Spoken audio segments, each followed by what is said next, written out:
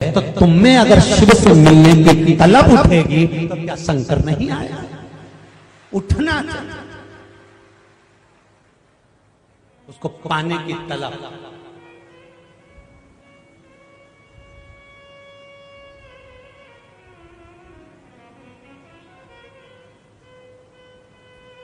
अरे यहां तक कहूंगा, जंगल में बारात जाती है, जंगल में बारात, और आधी रात को 10 बजे पहुंची है, और इन नशेलों को कौन बता देता है कि दुकान वहीं पर है? जरा सोचो, आधी रात को 11-12 बजे बारात पहुंच रही है, कोई बताने वाला नहीं, जंगल में पहुंची है, किसी से पहचान नहीं, और बाराती आते से पूछ ले और दुकान मिल जाए। तो जरा विचार करो, जब उनको वो दुकान मिल सकती है तो हमारे भीतर भी तो परमात्मा के पाने की ललक होना चाहिए, तो परमात्मा मिल जाए। अगर ललक ही नहीं होगी,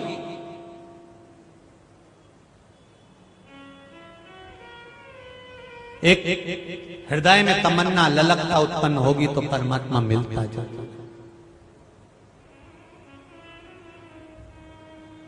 मिलेगा जरूर, सामने आएगा जरूर, प्राप्त होगा जरूर।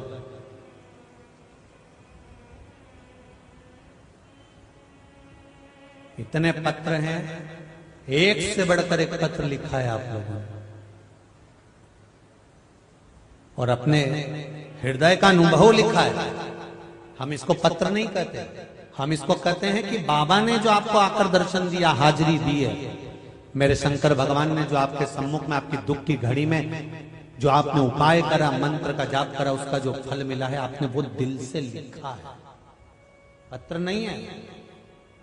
ये बाबा का पृथ्वी पर होने का हस्ताक्षर है कि मैं हूं, इसलिए संसार चल रहा है, मैं हूं।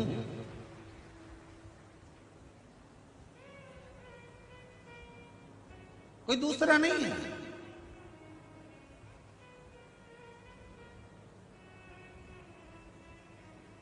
पिंगला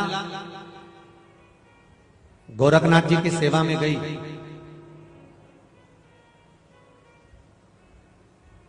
आज अपने पति के साथ गई है, राजा भर्तरी के साथ, और राजा भर्तरी ने देखा कि मन नहीं है पिंगला का, पर आज गोरखनाथ जी प्रसन्न हो गए और गोरखनाथ जी ने एक झोली में से फल निकाला, वो फल निकालकर राजा भर्तरी को दिया, और भर्तरी को फल देकर कहा कि भर्तरी ने जब फल मिला तो भर्तरी से कहा, सुनो राजा भर्तरी, आप बहुत अच्छे राजा हो, खूब सेवा करते हो, खूब चाकरी करते हो, संतों की खूब देखरेख करते हो राजा भर्तरी, सुनो मैं तुमको ये फल दे रहा हूं, मैं तुम्हें ये फल प्रदान कर, मैं तुमको ये फल दे रहा हूं, और आपको ही मैं ये फल दे रहा हूं,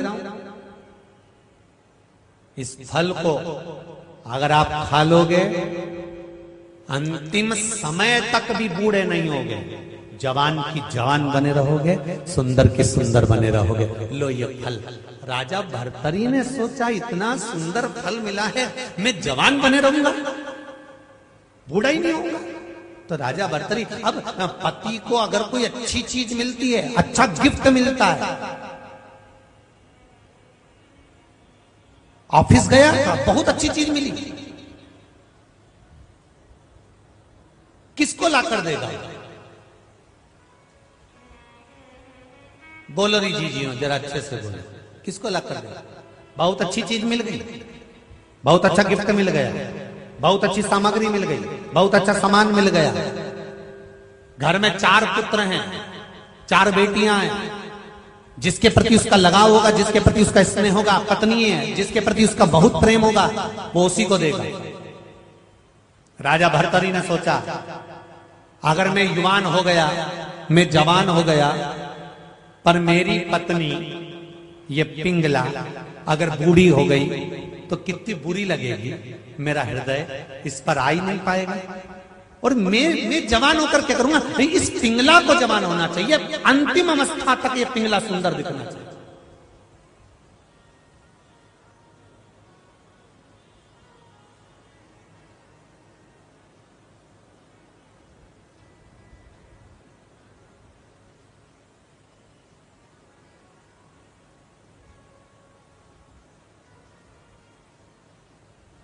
अंतिम अवस्था तक ही मेरी पत्नी सुंदर दिखे, जवान दिखे, युवान दिखे। उसने ये विचार कर लिया कि एक काम करता हूं, ये फल अपनी धर्म पत्नी पिंगला को दे देता हूं। और पिंगला को वो फल दे दिया और पिंगला से कहा, सुनो, इस फल को तुम खाओगी, जवान हो जाओगी, युवान दिखोगी, बूढ़ी नहीं हो सकती, लो ये फल।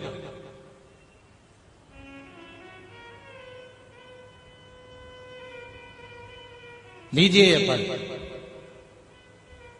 पिंगला ने फल लिया, बड़ी खुश।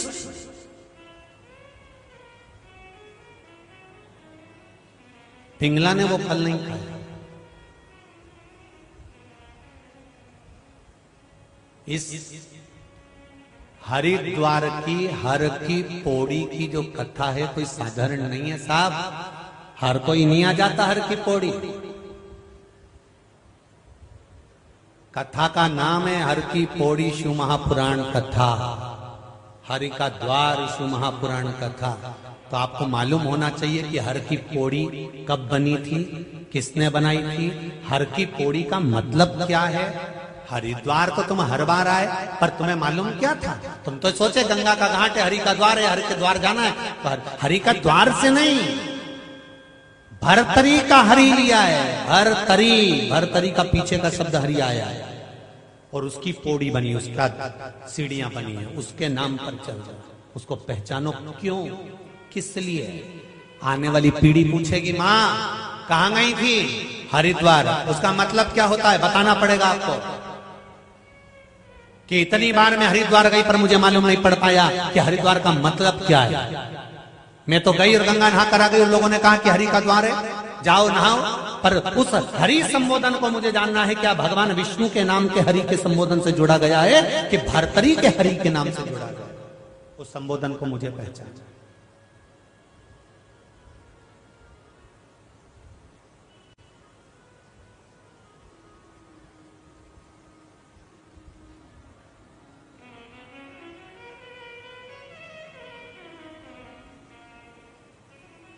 लोग दवाई खाते हैं, कोई वैक्सीन आता है, कोई इंजेक्शन आता है, तो पहले उसके लिए पूरी अब्बा उड़ाते हैं। जैसे वो कोरोना का वैक्सीन नहीं आया था, उसके लिए लोगों ने उड़ाया था कि नहीं उड़ाया था? जो लगवाता है तो हाथ टेढ़ा हो जाता है, बुखार आ जाता है, उठ ही नहीं पाता है, फिर तो ना जाने क्या क्या हो जाता है। अरे नहीं लगवाओगे तो निपट जाओगे। लगवाओ तो। किस किस ने लगवाया वैक्सीन? जम के बोले जरा। लगवाया सबने ना। थोड़ी देर, अब तो कोई भी दवाई अगर शरीर में जाए तो थोड़ा बहुत तो शरीर में असर करे कि नहीं करे? अरे बोलो तो जम के करे ना। अपन रोटी भी खाएं तो शरीर में असर करे, खाते से ही। 1 बजने में टाइम है, अब भी आई 2 मिनट। और जो गई ने एसी चालू करा और कमरा में जो सोई, और फिर किसी ने बेल बजाई और बेल बजाई, तो अभी तक तैयार नहीं हुई, बस 2 मिनट में। और फिर तैयार हुई ने 1 बजे कथा में कुछ, मतलब भोजन भी अपना असर दिखाता। जो कथा सुनते हो वो भी अपना असर दिखाती है। कथा सुनते से ही ऐसे लगने लगता है महाराज मेरे कोई कह रहा है, मतलब दवाई असर करना चालू हो गई है, इफेक्ट करना चालू हो गया। तो यही है, दवाई असर करना चालू कर देती है। ये क्या? अब पिंगला को दे दिया फल। पिंगला ने वो फल लिया और पिंगला उस फल को नहीं खाई। पिंगला ने विचार करा, राजा के दरवाजे पर जो द्वारपाल खड़ा होता है, मैं उसको बहुत प्रेम करती हूँ, वो मुझे प्रेम करता है। अगर मैं जवान हो गई तो क्या मतलब कि वो तो बूढ़ा हो जाएगा, जिससे मेरा लगाव, जिससे मेरा स्नेह। पिंगला ने वो फल, जम के बोलो, उस द्वारपाल को दे दिया।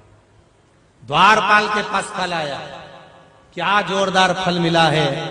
पिंगला ने मुझको दिया है, रानी ने मुझको दिया है। मेरे स्वरूप को देखकर अब मैं कभी बूढ़ा नहीं होऊंगा, इस फल को खा लूंगा। तो उस द्वारपाल को दिया, पर वो द्वारपाल एक वेश्या को चाहता था।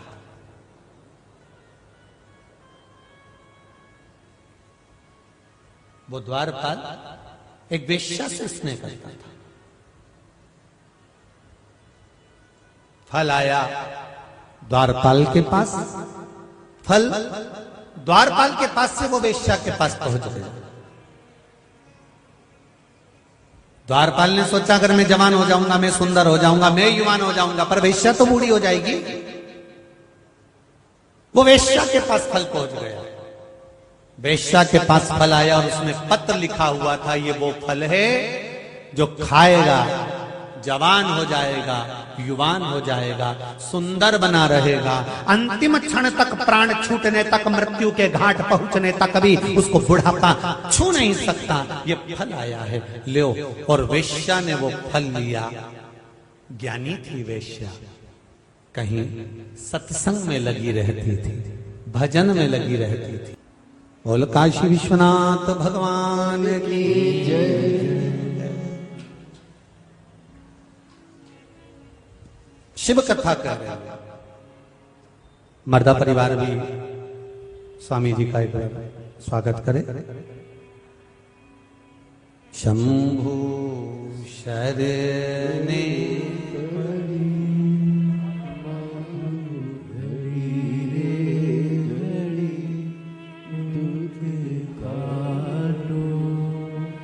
दया करी निदर्शन शंभु शरणे पड़ी मांगू घड़ी रे घड़ी दुख काटो दया करे दर्शन आपो दया करे दर्शन आपो।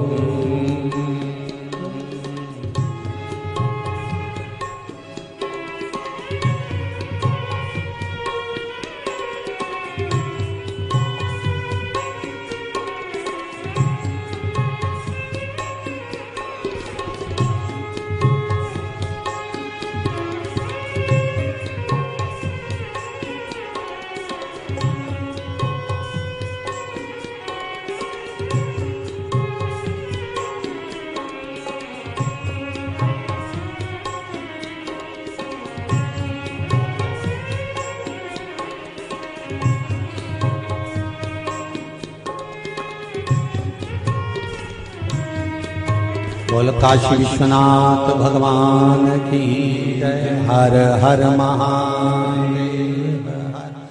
भगवान शिव की कथा कर रहे हैं। फल गया पिंगला के पास, पिंगला ने वो फल द्वारपाल को दे दिया, द्वारपाल ने वो फल लिया वैश्या को दे दिया।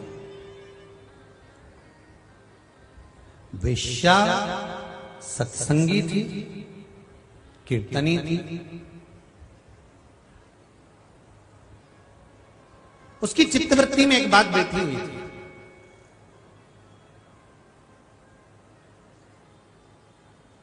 मेरा शरीर है, अगर मैं ये फल खा भी लूंगी और जवान हो भी जाऊंगी, युवान अवस्था मेरे को आ भी जाएगी, तो ये शरीर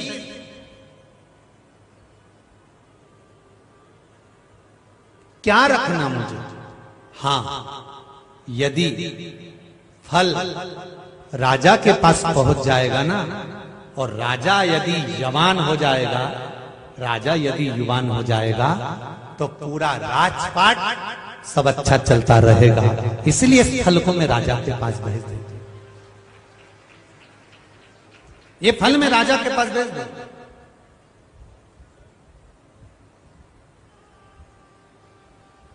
फल राजा के पास गया और राजा भर्तरी के सामने जब फल आया और वेश्या ने कहा महाराज ये फल लीजिए, राजा भर्तरी ने पूछा कि ये फल क्यों?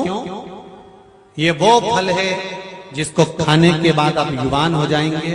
महाराज मैं चाहती हूं ये फल आप खाएं और राष्ट्र का राजा जब युवान बनकर राष्ट्र को चलाएगा तो मेरा राष्ट्र पूर्ण आनंद के साथ आगे बढ़ जाएगा। राजा भर्तरी ने पूछा, ये बताओ कि ये फल तुम्हारे पास कैसे आया? तो कहा, मुझे द्वारपाल ने दिया। द्वारपाल से पूछा, यह फल तेरे पास कहां से आया? तो कहा, मुझे पिंगला ने दिया। पिंगला से पूछा, यह फल? तो पिंगला से पूछने की तो जरूरत ही नहीं थी, क्योंकि राजा ने खुद ही दिया था। राजा भर्तरी की आंख से आंसू बहने लगे और राजा भर्तरी 12 वर्ष तक सप्तपुरियों में से एक पुरी अवंतिकापुरी में तप करते रहे। जब वो पिंगला राजा भर्तरी के सामने दिखने लगी, तब राजा भर्तरी ने विचार करा कि अब इसको कहां लेके जाऊं, इस शरीर को। तब राजा भर्तरी मां गंगा के घाट इस मायापुरी में आए और इस गंगा के घाट पर एक शिखर में, एक पर्वत में, कंदरा के अंदर तप करने बैठ गए। तप करते करते राजा भर्तरी को समय निकल गया। राजा भर्तरी के प्राण छूट गए। विक्रमादित्य का राज्य था। राजा विक्रमादित्य को मालूम पड़ा कि मेरा भाई भर्तरी चला गया है।